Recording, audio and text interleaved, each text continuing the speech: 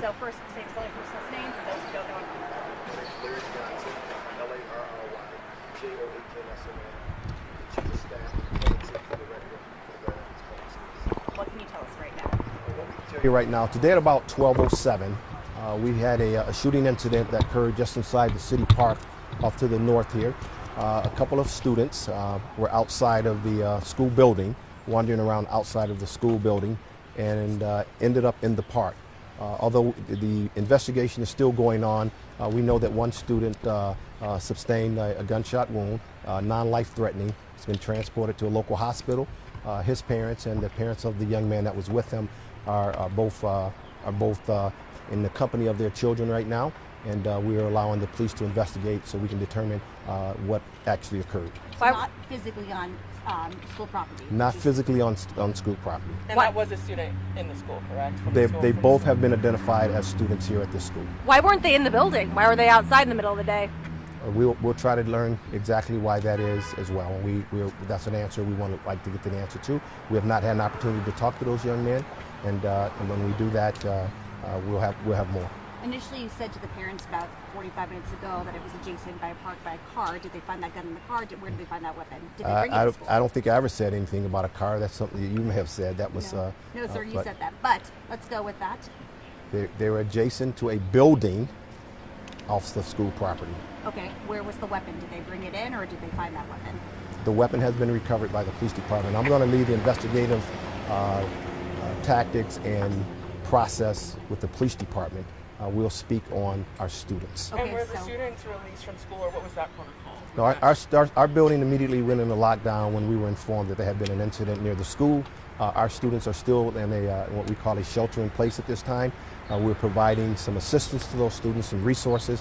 We have our superintendent here, many of our staff members from our central offices here, as well as some ancillary staff to provide some comfort and some care for our students. We're reaching out to parents now, communicating with our parents, and our focus right now is making sure that these scholars here in the building are okay, but also making sure that the scholars who's injured are okay.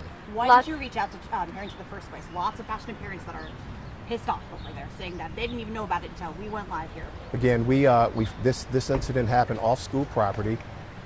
Our protocols is to notify our parents of a lockdown at the conclusion of the lockdown, and once we have this place secured and we know it's secure. Lots of parents are picking up their kids, and understandably so. What's the mood like here? Actually, it's a pretty good mood inside the building. We have a tremendous staff here, tremendous leadership team, and followed our training, followed our processes, followed our protocols. And for such a tragic event, I think we're doing very good as best we can today. And so our focus right now is the care of our scholars, the care of our staff, and the care of those ancillary staff that come in to assist us. We want to work with our parents and meet with our parents to give them additional information, but we have to make sure that we're taking care of things as they were unfolding. What grade care of your parents are you bringing in therapists? Students are still inside right now? Yes, ma'am. And then in terms of the students who take buses, whose parents can't come and get them, what's that protocol for them? Those students will be transported home on buses as well. We will hopefully go through a normal, staggered, and orchestrated dismissal. You're saying that they're being dismissed one by one here. A lot of parents I talked to, they're done. They're not coming back this year for the rest of the year. Are they going to get dinged for that from a truancy perspective, and also from a therapy perspective? Are you bringing in specialists? We have E3 therapists that work for our district. A lot of resources that here in the district, and if we see the need to reach out to additional resources, we will do that. Again, our interest and care is about our kids, and that's going to be our focus moving forward. And we will respect whatever decision a parent makes as it relates to bringing their kid to school moving forward. Can you talk about the safety aspect for kids at the end of the year? We just had a child shot over the weekend. Now another child shot just days later. What message do you have for parents who are just trying to finish this year out? I think I don't want to relate the child that was shot over the weekend, although tragic. I don't know the details of that. And again, it did not happen on our school property, nor was it one of our students. And unfortunately, our hearts and prayers go out to that family. Our focus right now is going to be on the scholars inside of this particular school here, We want to make sure that as we go through the last few days of school, that we take care of their social and emotional needs, working with their families and whomever else we need to work with to take care of this matter. Do we know what grade the kids were who were outside the building At this time, I do not. Okay. I do Were not. they both sixth graders? I do not. I cannot confirm that. Okay, what about the weapon? Is there indication that they brought that or that they found it? Again, this is in an investigative stage, and we're going to let the police conduct their investigation.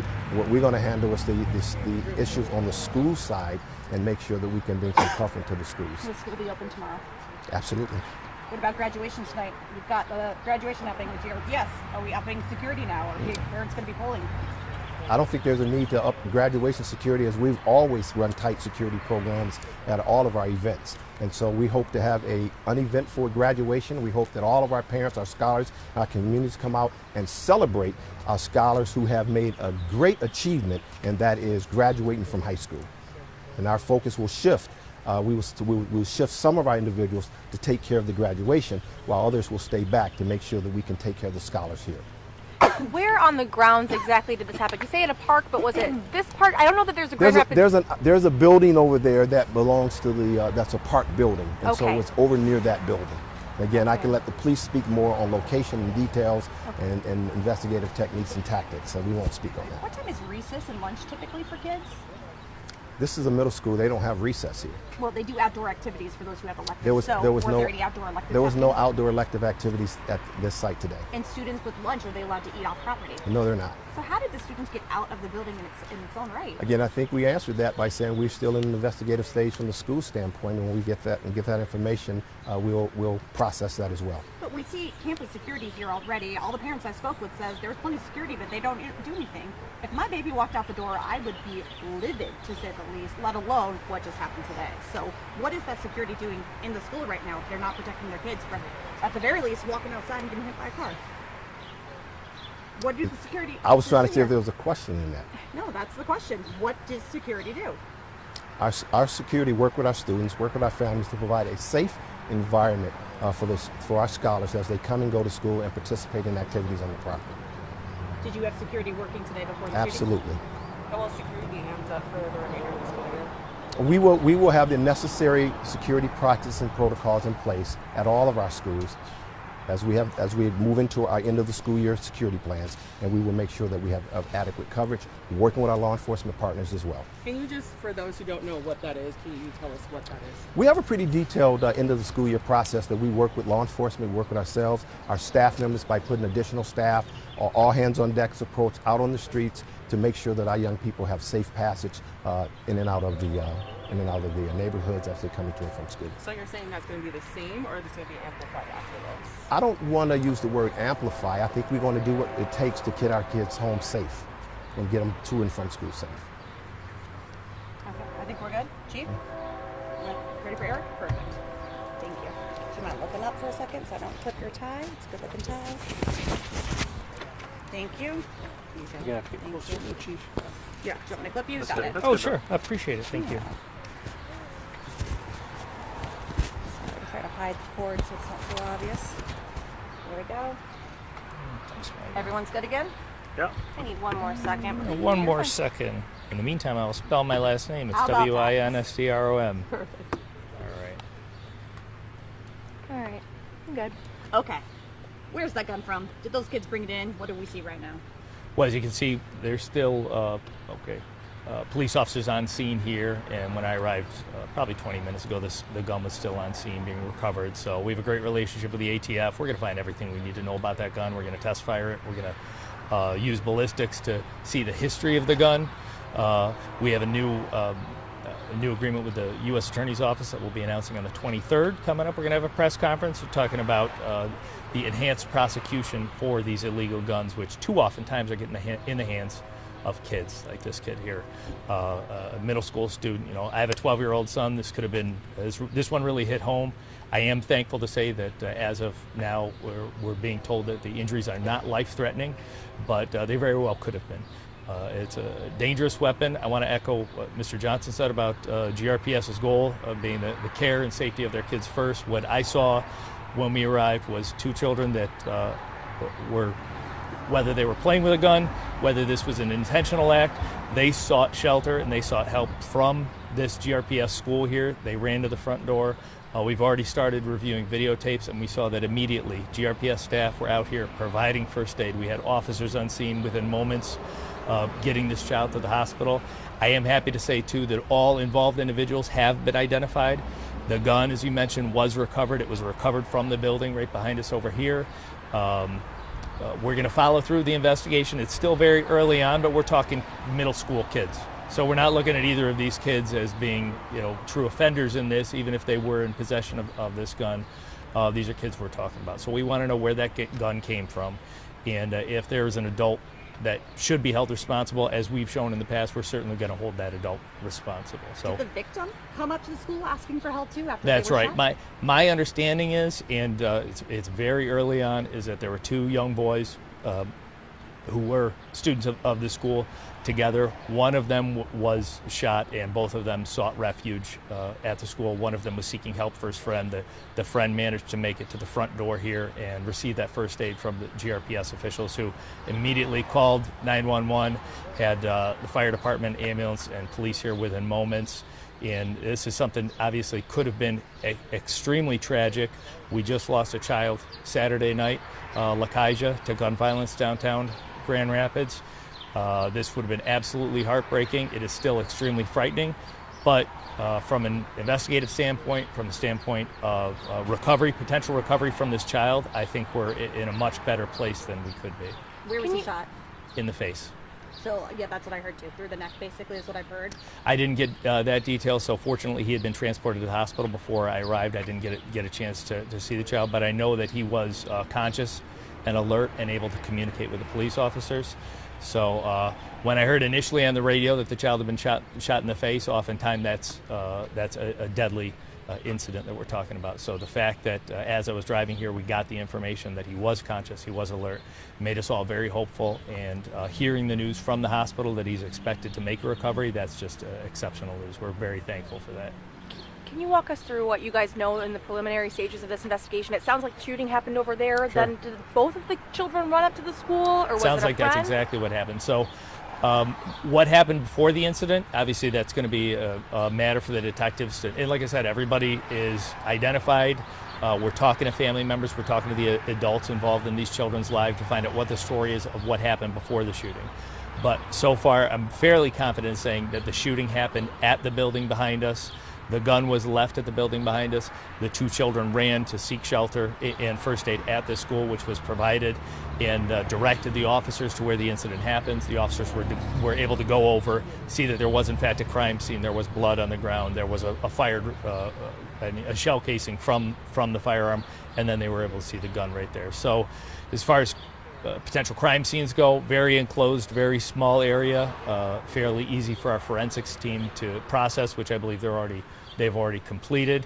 But very, very scary incident, and still this is extremely traumatic for this child. I'm sure he'll be in the hospital for some time. There's no way to get shot with a bullet in the face and have it be anything other than a life-changing traumatic experience. However, this child, I think, hopefully from what I'm hearing, is going to make a recovery, and hopefully makes a full recovery and has a very interesting but terrifying story to tell for the rest of his hopefully very long and successful life. Can you talk about safety in terms of parents? I mean, the school year is about to end. We're hitting traditionally, statistically, the time where crime does rise. We haven't seen that yet, but what do you have to say to parents right now? Well, this is a very unique situation. You don't often talk about middle schoolers with guns. As you guys know, we've encountered it in the past. But if you are a gun owner, hopefully you are a lawful gun owner. We should only have lawful gun owners that are entitled. And those lawful gun owners should take care to know that not only is it the morally correct thing to do to ensure that your guns are properly secured in your house, but it's also the law now in the state of Michigan. The point that if a child obtains access to a gun, that child, unless they are under adult supervision, the adult responsible for that gun is criminally liable. If a child gets injured from that gun, that criminal liability rises that much more. So if you're a gun owner, please be a very safe and responsible gun owner. Other than that, as you mentioned, it's warming up. School's about to get out. We traditionally in the police world see more activity, including more criminal activity. Grand Rapids is statistically a very safe city, but that is little comfort for the young woman that was killed, her family, Bakaija's family. Little comfort for them that I can point to statistics and say homicides are down and gun violence is down when we're still losing children on the streets out here. So we just need better adults, more adults involved in kids, in the lives of our children. Every successful adult that I know, including I'm sure all of you standing before me, can point to one, if not many, adults that took interest in them when they were children and were mentors to them or were coaches to them or got them involved in music or something that gave them a stake in doing the right thing throughout their lives to get you to the point where we are. And that's what we need, and I've seen it. I saw, I got calls from nonprofits on the way here of individuals, some of who I saw walking around saying, hey, we don't know if this is criminal or not, but we're here to support the kids. What can we do? And more as I've been in Grand Rapids, I've seen adults step up and want to be involved in our young people's lives, and I want to say that's working, and we need to see more of it. Okay, Chief. Question for you. You started this whole press conference with the enhanced kind of punishments on the 23rd that you and Becker are going to be announcing. Absolutely. And you're talking about these illegal guns. So is there an indication that this is an illegal gun? Well, we're too soon, but I know it's very unlikely that a middle schooler had legal, some sort of legal transmission of this gun. So I bet that this gun probably has some sort of criminal history attached to it. And what we've seen as guns involved in serious crimes, such as homicides, such as shootings, and sometimes even accidental discharges like this, once we get the ballistics back on them, we match them to shooting after shooting after shooting. So many times that we have had guns involved in homicides that we've linked to over a dozen other illegal incidents. So sometimes it just taking one gun off the street makes all the difference in the world. We're talking about accidental homicides, Julie, or accidental shootings here. Did any indication that the individual who was hit, did they fire that weapon accidentally, or was it the others? That is something that we're talking to both kids about. Obviously, the medical attention is the most important thing for the child that was struck in the face, and so we're going to obviously take a back seat to the emergency room staff that wants to make sure that he gets treatment as soon as possible. The other individual, I believe, is with his family talking to the police officers now, so I'm sure between the two of them, assuming too that the young victim is going to make a full recovery, I think that we'll be able to piece together the whole story. But whether it was an accidental shot to the face, whether it was his friend playing with the gun or trying to make it function, either way, it looks to me on its face, and this is still preliminary, that it would not be a criminal shooting, because very rarely do we see the shooter and the victim run together to the school to seek help like that. What type of gun was it? And did educators here today issue first aid to this kid when he came to the door? Was that That's right. teachers who stepped up? And we have investigators that are working on it as we speak, but I just stepped into the office and just saw right away, as quickly as I could, as much information as I could piece together. And what I saw was two young men running to the door of the school and just seeing the GRPS security run outside, provide first aid. Others who I don't know, I haven't spent that much time at the school, run outside, provide first aid. And then the police department and EMS employees get here. It all went as good as a terrible and potentially tragic and deadly situation could go. Once that child reached the front door of this school, it went as good as possible, and I don't think it could have been planned any better as for a response. Do you know What if type that of gun? shot was heard by chance from administration, or was it caught on the camera? That I do not know. What type of gun? Looked to me to be a semi-automatic, likely 9mm handgun. How So rare is it how for does that make you feel? We have an issue with semi-automatic guns and automatic guns ravaging our country right now. Mm-hmm. The chance that a child has that, what's your reaction? Yeah, it's to that? terrifying. And like I said, I have a 12-year-old who goes to public school, and that's a frightening thing that this could have been my child as well. So it's terrifying. It's scary. We as a police department are obviously doing everything we can. We still, in this year, 2024, we're averaging over one gun every single day that we, illegally possessed gun, that we take off the streets. And it's a focus, too, of the federal government, our ATF partners. As I said, we're meeting on the 23rd to have a press conference with the U.S. Attorney, who sees this as a real problem, illegal guns in our communities. It's hard to look at a middle school student with a gun and say, this is your fault, and not look at the gun and say, where did this gun come from, and how did this situation arise? So it's complex, but the police department's doing what we can, and it's good to see everybody else in the community stepping up and doing what they can as well. I'm good. Everyone good? I've talked your guys' ear off. Thank you, Chief. We appreciate it.